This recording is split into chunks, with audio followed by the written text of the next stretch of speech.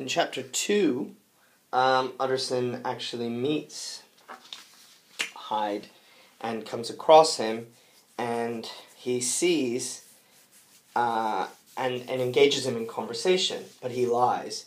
And Hyde himself finds that disgusting. So what happens is both parties break the rules, if you like, of Victorian manners and being a gentleman. The theme that this strikes on is that duality, which is that doubleness within us of this good and evil. Utterson, so Hyde asks Utterson, just a question, this is after he gives him his address, and he's speaking in a very polite way. He says, how did you actually know who I was? And Utterson lies because he knows him from that story that Enfield says, but he says, we have common friends, which is true in a way, but isn't the whole truth. Who are these? We have Jekyll. He never told you, with a flush of anger. I did not think you would have lied. This is him calling out Utterson as a hypocrite. He's calling him a hypocrite. And he's saying it as it is. This is disgusting, the way you're speaking and lying. And Utterson comes back and says, oh, come. That is not fitting language. In a really polite way, says, that isn't the right way to speak. I mean, this says so much about, English manners and how... And then, of course, the monstrous comes out in him. He's not going to continue the conversation. He snarled aloud. He had a savage laugh.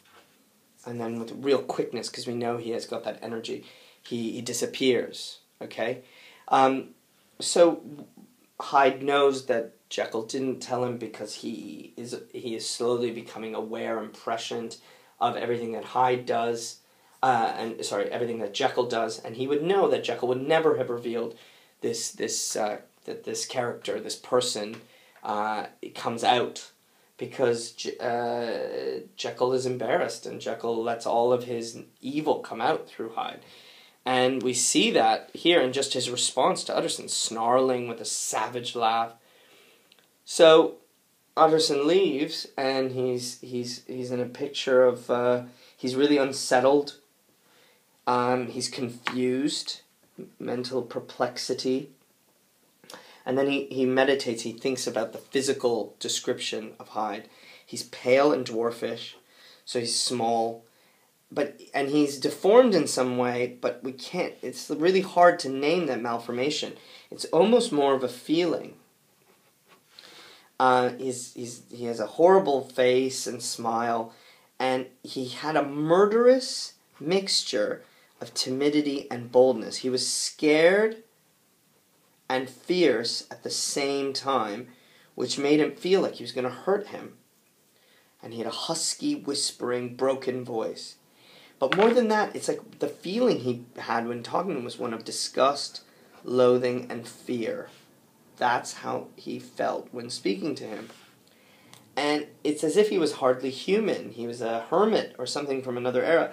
This connects us really to Darwin's ideas of evolution, but also it could connect us to ideas of class and race, as if there's something physically less evolved with this creature, therefore he's more evil, therefore he's reminiscent less of a white professional English gentleman and more of an animal, a working class criminal, colonial, something darker, more foul, something that inspires disgust and fear and loathing in Utterson.